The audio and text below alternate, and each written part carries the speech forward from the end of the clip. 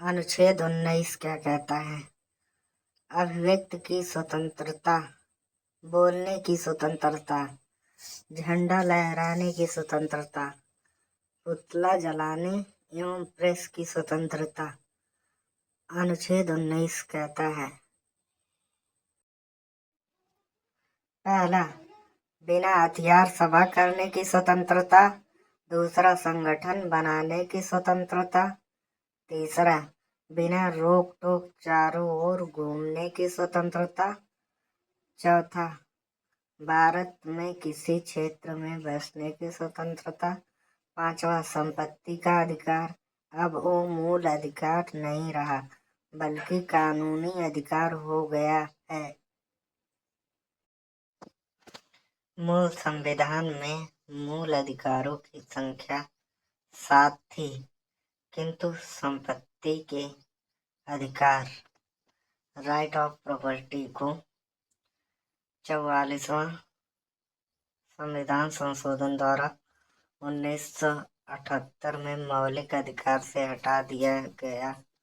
अब इस अनुच्छेद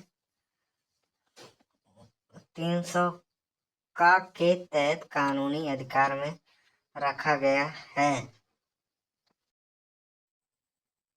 अनुच्छेद 20, इसमें 3 प्रकार की स्वतंत्रता दी गई है। पहला, एक गलती की एक सजा। दूसरा, सजा उस समय के कानून के आधार पर दी जाएगी, न कि पहले या बाद के कानून के आधार पर। तीसरा, सजा के बाद भी कैदी को संरक्षण दिया जाता है। नोट, अनुच्छेद 20 के अनुसार जब तक किसी व्यक्ति को न्यायालय दोषी करार नहीं कर देती है, तब तक उसे अपराधी नहीं माना जाता है। अनुच्छेद 21, इसमें प्राण एवं दैहिक स्वतंत्रता है। इसी के कारण अधिक धुआं देने वाले वाहन या बिना हेलमेट वाले व्यक्ति को पुलिस चालान काटती है। अनुच्छेद 21 में ही निजात का अधिकार, राइट टू प्राइवेसी पर जोर दिया गया है। अब हमारी गोपनीय जानकारी को कोई ऊर्जा घर नहीं कर सकता है। नोट, अनुच्छेद 20 तथा 21 को आपातकाल के दौरान नहीं रोका जा सकता है, अतः इसे सबसे शक्तिशाली मूल अधिकार कहते हैं।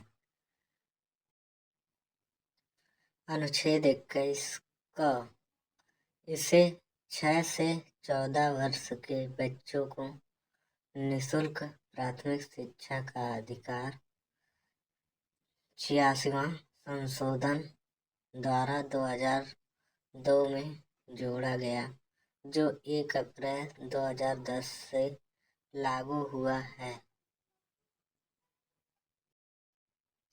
अनुच्छेद 22, इसमें 3 प्रकार की स्वतंत्रता दी गई है, जो गिरफ्तारी से संरक्षण करती है।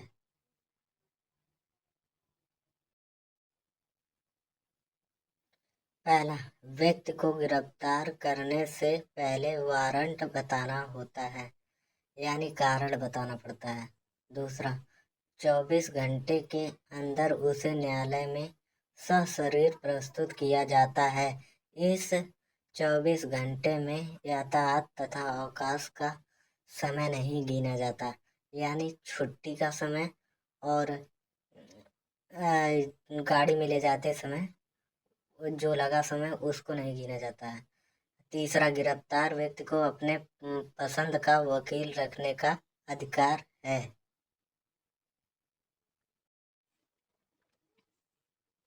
निवारक निरोध अधिनियम, इसकी चर्चा अनुच्छेद 22 के IV में है। इसका उद्देश्य किसी व्यक्ति को सजा देना नहीं, बल्कि अपराध करने से रोकता है। इस कानून के तहत पुलिस शक के आधार पर किसी भी व्यक्ति को बिना कारण बताए अधिकतम 3 महीने तक गिरफ्तार या नजरबंद कर सकती है।